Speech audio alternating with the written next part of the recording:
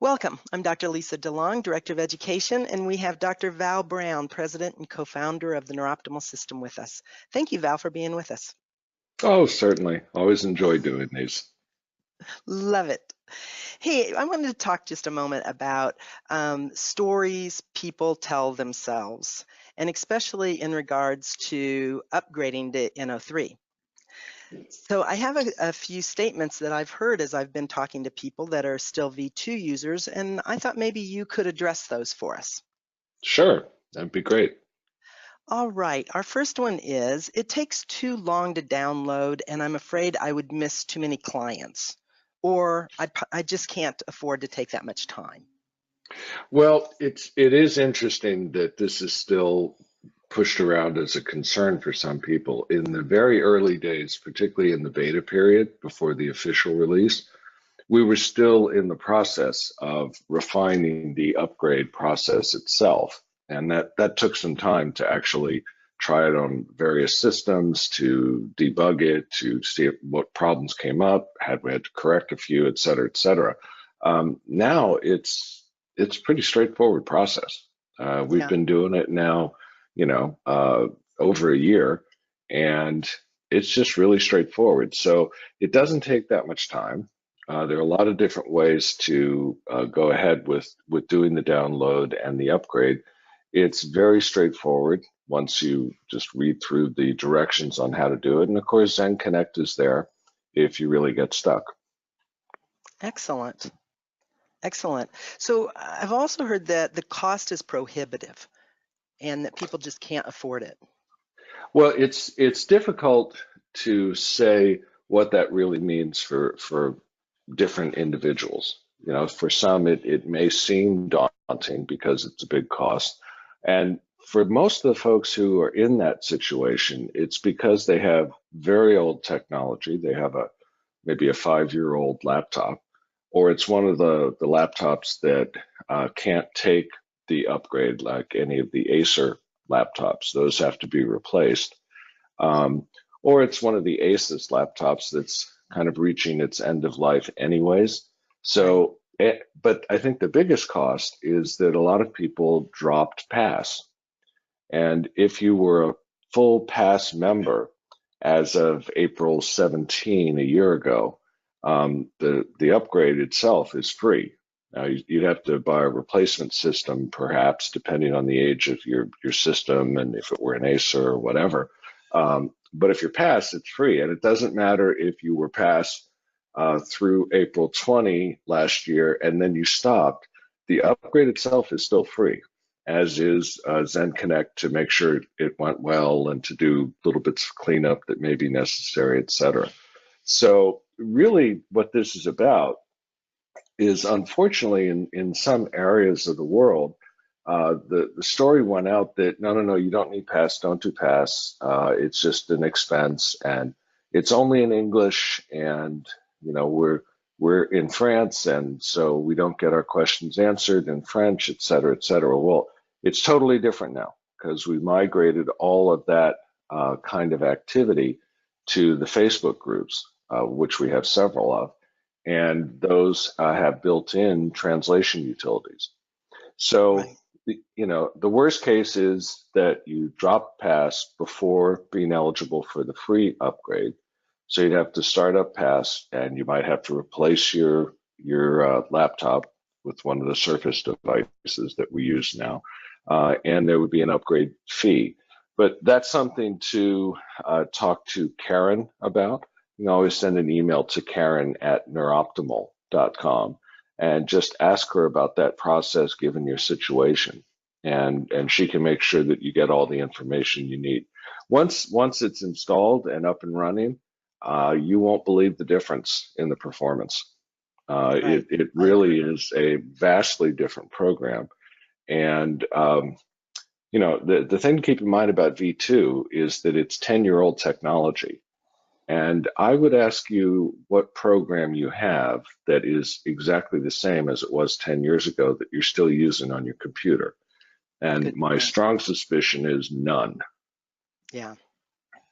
So Well, and I also think, from what I understand, that you can also finance the upgrade over a year, which will make it a lot yes, easier for a lot of different people as well. Smaller yeah, amounts each month. absolutely. Yeah, and that's again, that's something to raise in your communication with Karen. What are all the options? And then she'll make sure that you get routed to whomever else has to supply information or take the next steps with you to support you through it. Excellent. Good.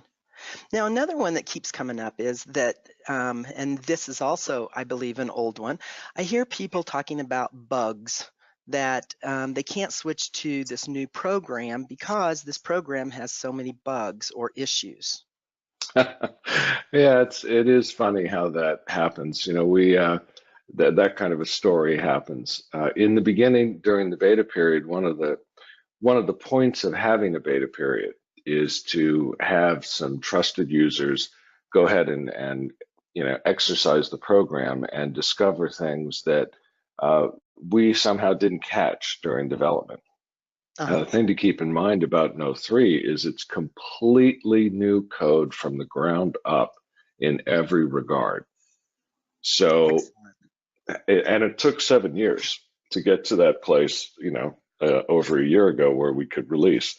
But the other thing is, we have a whole different process now.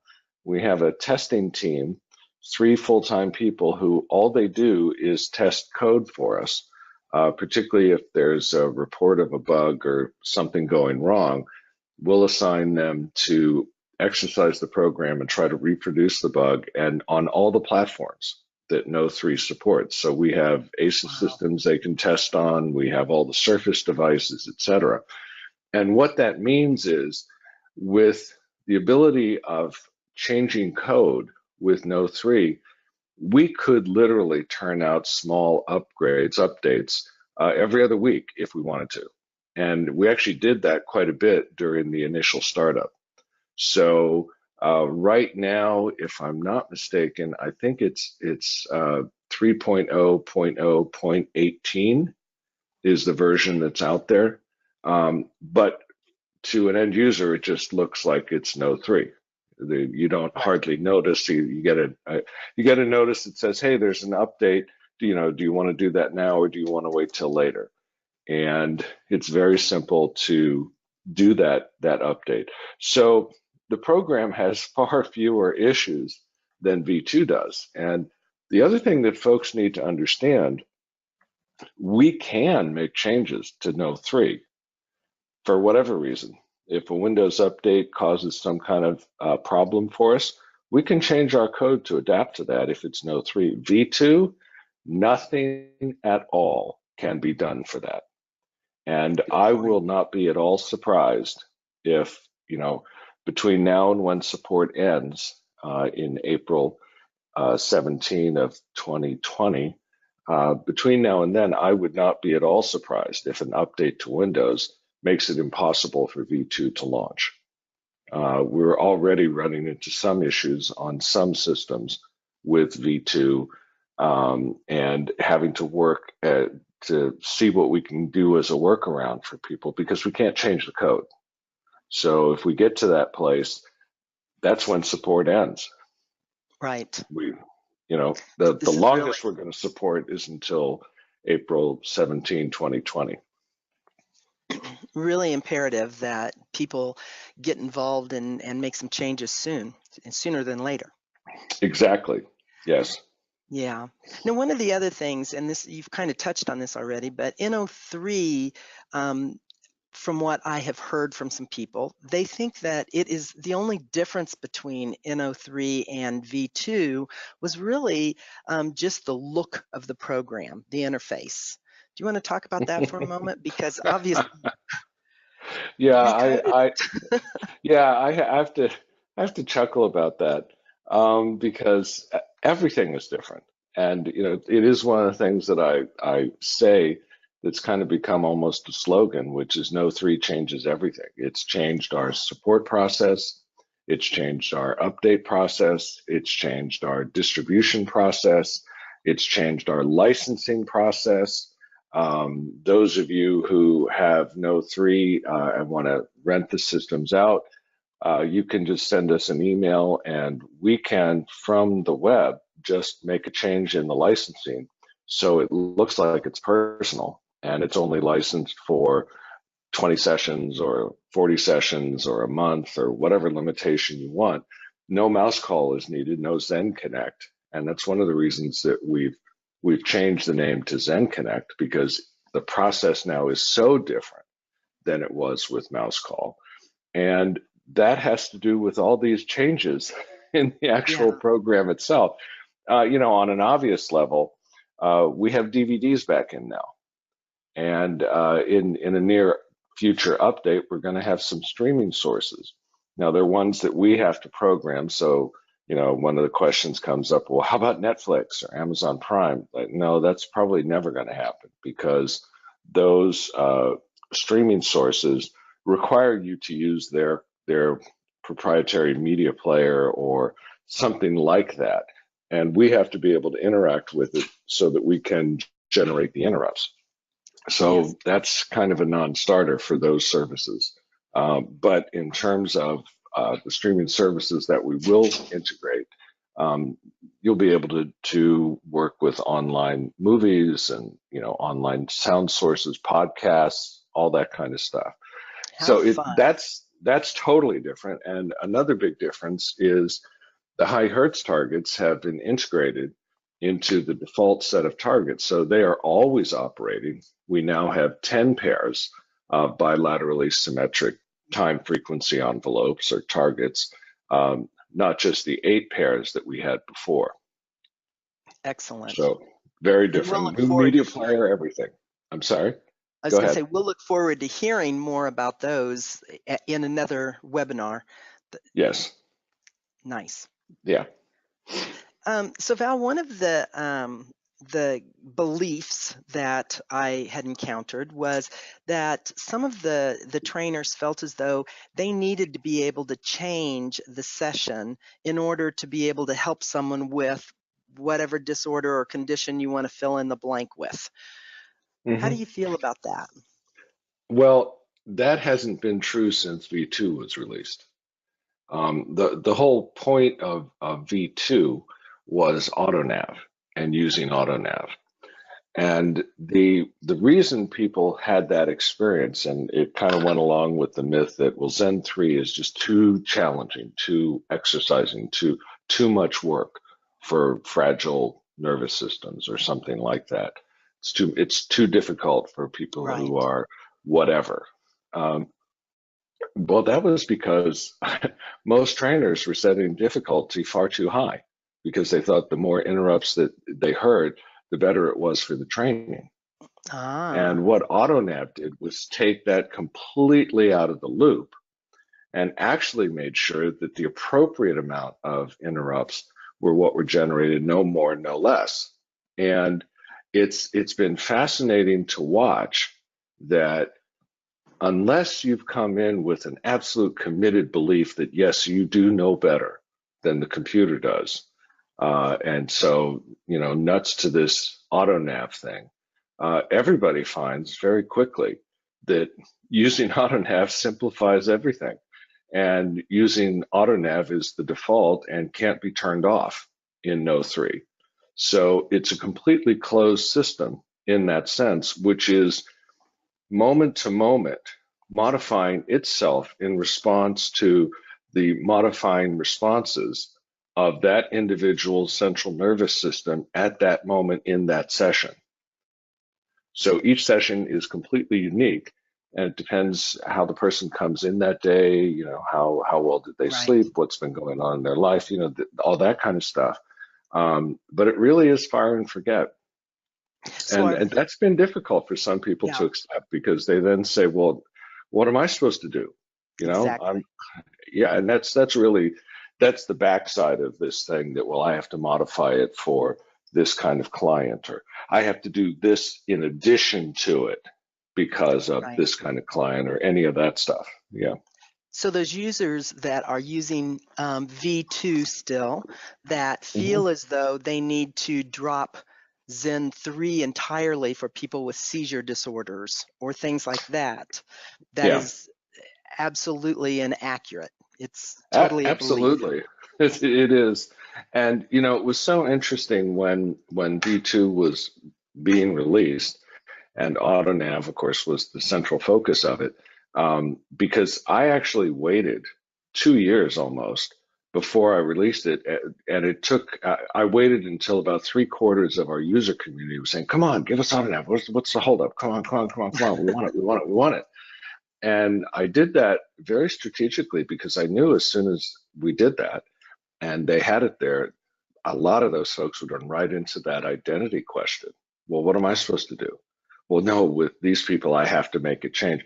And once the release occurred, it took about 2 more years for me to actually show all the data to people that it's like, no, guess what? AutoNav really works, and what you're doing is actually making it worse by modifying and that's just, that was very difficult to understand. I knew if I'd released it too soon, that would have just become you know, a dam against that progress. And Right. it's kind of the same thing with No3 now. It's like, well, no, no, no, I can still modify it, so I really need to. And it's like, no, you really don't. You really Exactly. absolutely do not. Exactly. Okay, so we have another one here that I found to be very interesting. It is the fear that they don't want Zen Connect technicians on their system, and or they don't want those updates on a regular basis because somebody's going to look at their clientele or look at their data somehow. Yeah, it is kind of funny, that people have that suspicion. First off, we need to talk about what the licensing process is. We now have an online database, which is built around technology called BLT. Now, that doesn't mean we're about to have a sandwich. BLT stands for Build, License, Track. And it's a piece of software that we use when we build a new version, an update, or down the road, even an upgrade when we get to that.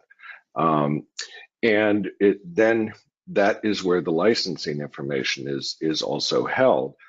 And we can track whenever a session is done on each individual system. And this is what allows us to then keep very close track on, you license a personal version for 30 sessions over the next 30 days. We can actually see that that's happened, and we can confirm with the person if they want that we've seen, 10 sessions used and three of them interrupted after 20 minutes, whatever.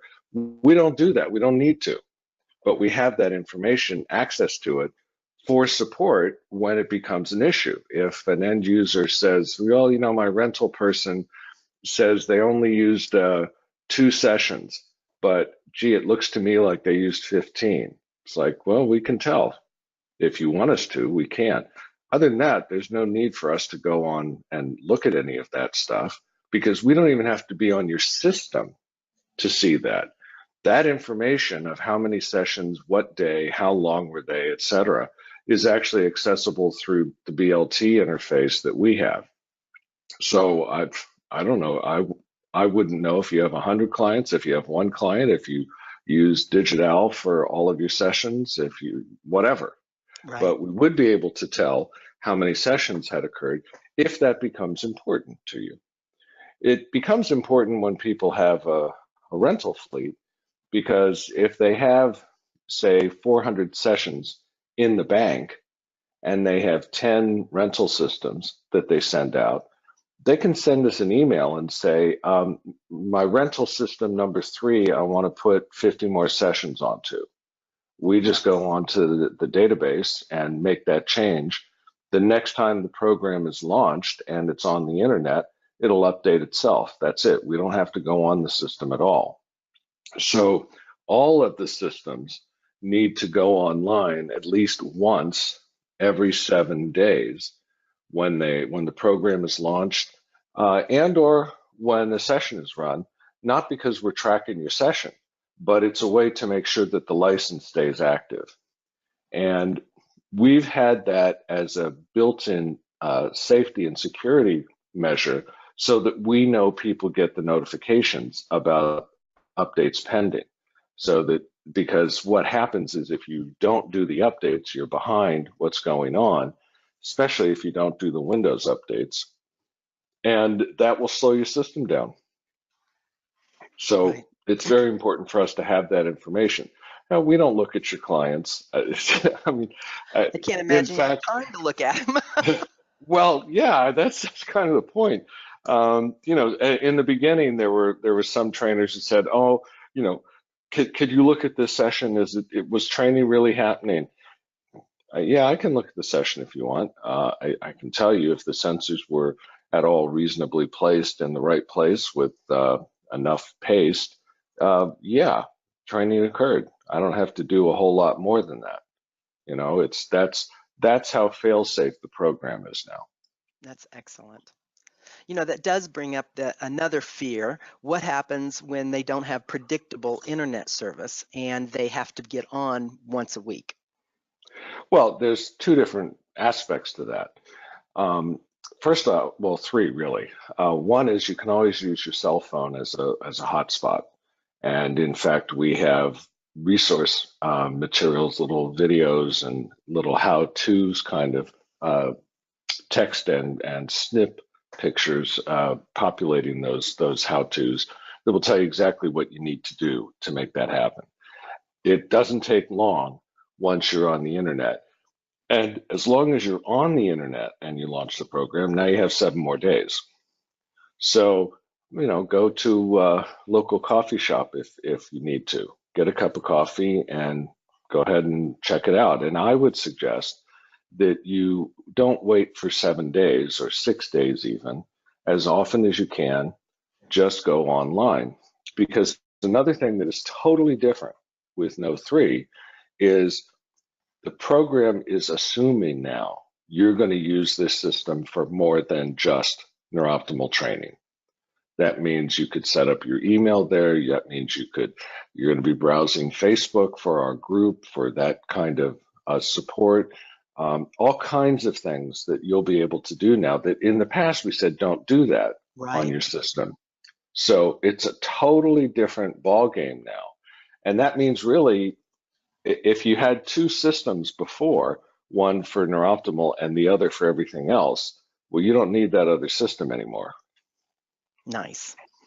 Now, I assume that also that we still don't want to download things that would have their own video and audio drivers, Well, exactly. like So, games, so things like no that. games, right? No games. A good idea to not download any other media players because you can use the media player within NeurOptimal 3 as your media player. Absolutely, Uh, yeah. so there's no need for any other one, unless you want to, unless you have some dedicated purpose of some sort. But then check that out with us so that we don't have to correct, Yeah. a problem that gets introduced because you think, oh yeah, we can do anything. Let me put Halo 4 on this, or. Right. Well, that kind of brings me to another one. I know that there's also this belief that when you're not good at technology, that it's very difficult to learn this new program. Yeah, it's very interesting because it's actually far more difficult to learn how to use V2 than it is to Absolutely. learn No3. And part of the reason for that is No3 is 100% Windows centric. One of the things that Microsoft is doing with Windows 10 is they're moving to implement what they call UWP, Universal Windows Programming or Universal Windows Platform. And that means that all of the Windows code will share the same basic code structure. You'll probably notice this if you're using, say, OneNote 2016 on your system. Now, Microsoft has moved to OneNote for Windows, as they call it. and it's a different interface. It's a Metro interface, or it's like you would see on a phone or a tablet. And that's kind of the direction that Microsoft is trying to go to simplify the support issues. They've also struck a deal with Samsung and also with Apple in order to make Microsoft Word and PowerPoint and OneNote and Outlook, et cetera, totally transparent across all those platforms. So you can use exactly the same program across all of those devices, whether even if it's an iPad, you can use OneNote. So in keeping with that, part of the design spec is to keep the instructions as simple and intuitive as possible. You can do anything in NO3 by taking one of three actions: a tap, a double tap, or a tap and hold, and expose a submenu. That's all you need to know. Yeah. And everything has tooltips. So when you hover over something on the screen, if you don't know what it is, there'll be a little tooltip there that says, press here to play media or whatever it happens to be. Plus, we have all of these videos now, how to do things, just showing you step by step so you can get used to it. It's so simple It really that you is. don't have, if you think back to the days of V2 and offline analysis, and I wanted to calculate the CCACs, it's like, okay, which little thing does that? Oh, nuts, Right. I don't even remember, right? Well, it's totally different from that now. Everything is exposed by tap, double tap, tap and hold, Yeah, or I love it. click, double click, right click, however you want to think about that. And of course, it's touch centric too. So you can just do everything with your finger or with the stylus or whatever you want. Excellent. Hey, what would you say to people that would say Zen Connect seems too different from our old mouse calls? Well, yeah, it is. It is different. Zen Connect is different for No3. For V2, it's still the same until we stop providing that support, either when Windows can't support V2 any longer or April 17, 2020. Until then, if you have V2, it's the same. So what's different with No3? Well, what's different with No3 is with V2, we had to say to people, don't do anything on your system. Let us take care of everything. And the reason for that is because the program was so delicate, so fragile. You could put something on there which would completely make it impossible for V2 to launch, let alone actually provide training. So we just said, no, no, no, don't do anything. Come on every 3 months and let us go through and make sure everything is good, and then fine. With No3, it's exactly the opposite. We want you to be online. We want you to be interacting with that. We want you to be doing many of the things that you would do on any other computer, like browsing Facebook, for instance, because that is where a lot of the support is now. And that means that Zen Connect has to be a different kind of service. One of its primary functions now is to support end users by educating them and empowering them to take care of things themselves, so they're not tethered to, oh gosh, it's this time to that time, and I live in Australia, and oh, that's the middle of the night for me, what can I do? Right. Part I of think, the Zen Connect service that we have now is an aspect of the program that's called Access. And if you give us permission, Access allows us to go on your system while you're sleeping even, and do whatever updating or changes that we have to do.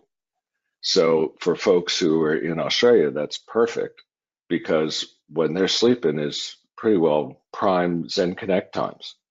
So they can just call up ahead and say, okay, yes, you have my permission. Let me schedule, how about tomorrow? Can you do it tomorrow for me while I'm asleep? And we work all that stuff out. So it's a much more robust process. And most of it involves reminding end users of things like tap, double tap, tap and hold. right.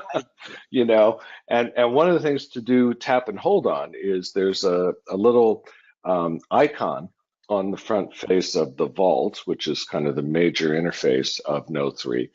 And it's two little tools kind of crossed over each other. That's Mm-hmm. obviously called the tools icon. And if you right click on that, you'll see a whole bunch of interesting things, one of which is how-to videos. Yeah. So if you're stuck at some point, you say, oh, I don't know how to whatever, go look at the how-to videos. We have a whole bunch of them. And Very almost helpful. undoubtedly what you're looking for is already there and you can just watch it and it's like, oh, okay, great. Yeah, I couldn't remember if it was tap or double tap or where, you know? Yeah. Excellent. Good, good, good. Val, one of our last things that are on our list here that I have personally run into is people that do not want to upgrade to NO3 because their client has a specific disorder, seizures or autism or whatever, and they're afraid that the NO3 will create undue pressure for them and they will not be able to perform. Yeah, this is related to a couple of the other ones we've already talked about. Um, No three changes everything. All those concerns, all those fears can just go right out the window. Yeah. No three, we've not only included the high hertz targets, for instance, but because we have a totally new media player, I had to do a lot of work in reworking how the interrupts sound because every media player has its own quirks and features and all of that. And that meant an awful lot of data analysis, including taking V2 data that I knew very well that had been used to tune the AutoNav routine 10 years ago, taking those sessions, migrating them into the No3 format, which is a different data format, checking to see that we still got the same kind of response pattern out for training effect, and then also taking No3 sessions and reverse migrating them down to version 2 and testing what we saw there. And I have Wow. utilities that can plot all of the interrupts, when they occur, how come they occur, and I can just, that's what a lot of what I've spent my time on the last several years is all the way down in that kind of data analysis. I can tell you that anybody who believes left-handed aardvarks need to use V2 or whatever, that's just incorrect. It just is incorrect. And what happens when a trainer has that kind of belief? Synchronization through chaos occurs.